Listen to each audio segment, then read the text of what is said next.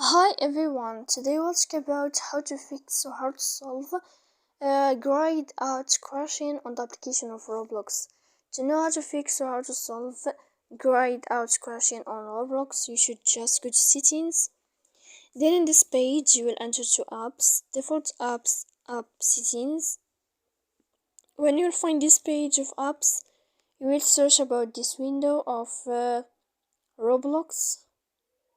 Then in this page of app info, you will enter to first stop and you will click OK. Here we'll enter to this window of storage. After that we click clear cache. And in the end of all these steps, then you can turn off your Wi-Fi.